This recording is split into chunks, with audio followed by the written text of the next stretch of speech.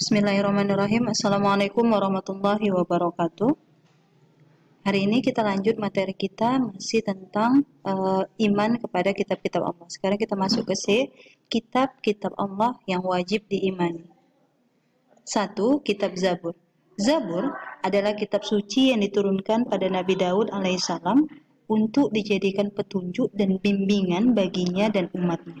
Secara bahasa, Zabur berasal dari kata zabaro, yazburu zabrun, yang artinya tertulis. Jadi, Zabur menurut arti aslinya adalah kitab tertulis. Kitab Zabur juga disebut Mazmur. Mazmur berisi 150 nyanyian dan pujian kepada Allah Subhanahu wa taala atas segala nikmatnya, zikir, doa, nasihat dan hikmah.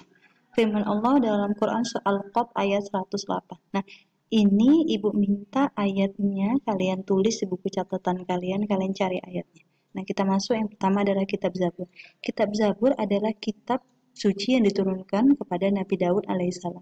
Nah, kitab Zabur ini memiliki banyak nama, diantaranya adalah Mazmur. Nah, Mazmur ini berisi 150 nyanyian dan pujian kepada Allah Subhanahu wa taala atas segala nikmatnya, zikir, doa, nasihat dan hikmah. Nah, ini adalah kitab yang pertama, yaitu kitab Zabur.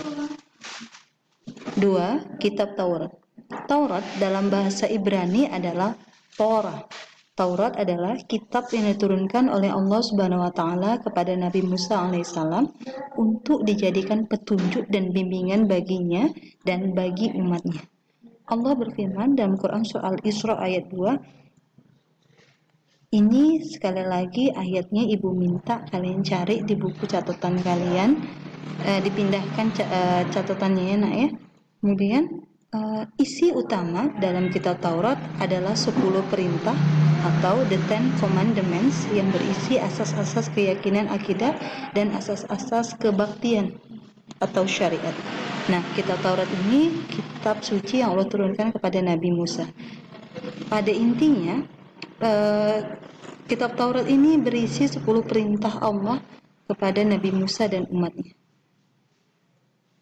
3. Kitab Injil. Kitab Injil adalah kitab yang diturunkan kepada Nabi Isa alaihissalam.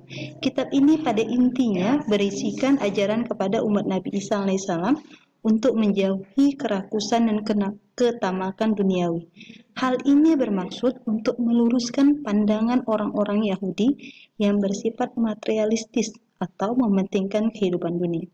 Kitab Injil yang ada sekarang berbeda dengan Injil asli yang diturunkan Allah kepada Nabi Isa alaihissalam. Akan tetapi ada satu kitab Injil yang isinya mirip dengan Al-Quran, ialah Injil Barnabas. Nah, kitab Injil ini adalah kitab suci yang Allah turunkan kepada Nabi Isa. Nah, tapi Injil yang ada pada saat ini itu jauh sekali berbeda dengan kitab Injil yang Allah turunkan kepada Nabi Isa. Akan tetapi ada satu kitab Injil yang isinya mirip dengan Al-Quran. Mirip bukan berarti sama ya nak ya. Adapun ajaran Injil Barnabas sebagai berikut. 1. Yesus tidak disalib. Yang disalib sebenarnya ialah Yudas Iskariot yang diserupai oleh Allah Subhanahu wa taala. Nah, siapa ini Yudas? Yudas Iskariot adalah murid Nabi Isa yang berkhianat. Kemudian 2. Yesus bukan anak Allah, bukan pula Tuhan, tetapi dia adalah seorang Rasulullah. 3. Putra Ibrahim yang disembelih karena perintah Allah Subhanahu wa taala adalah Ismail, bukannya Ishak. Nah, di kitab Injil yang lain, putra Nabi Ibrahim yang disembelih adalah Ishak. Tapi di dalam Al-Quran jelas, Nabi Ibrahim memang punya 2 anak, yaitu Ismail dan Ishak. Dan yang disuruh disembelih adalah Nabi Ismail.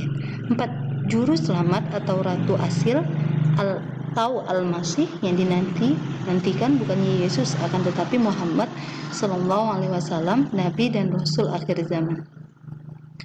4. Kitab Al-Quran. Al-Quran menurut bahasa berarti bacaan. Adapun menurut istilah kalam Allah Subhanahu wa taala yang diturunkan kepada Nabi Muhammad SAW sebagai mukjizatnya, dan bagi yang membacanya merupakan ibadah.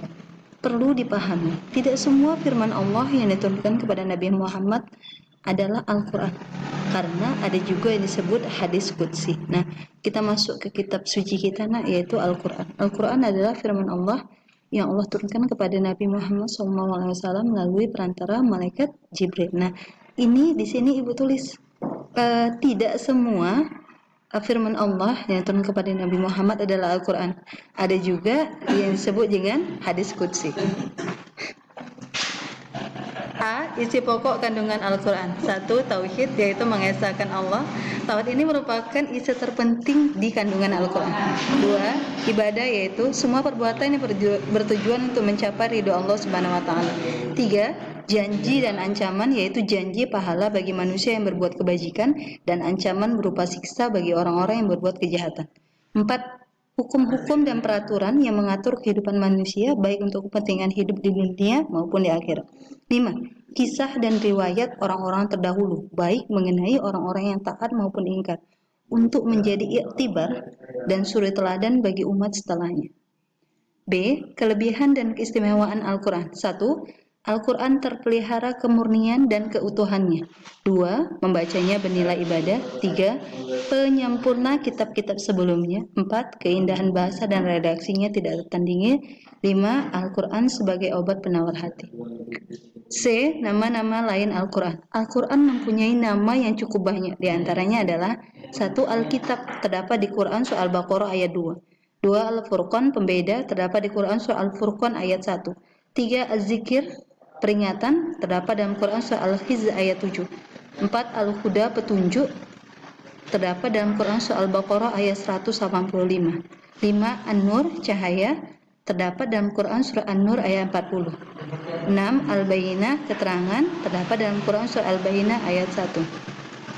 Di sini Ibu minta ayat yang tertera di layar ini kalian tulis di buku catatan kalian, dibuka Al-Qur'an. Ibu sudahi, wabillahi taufiq wal hidayah. Wassalamualaikum warahmatullahi wabarakatuh.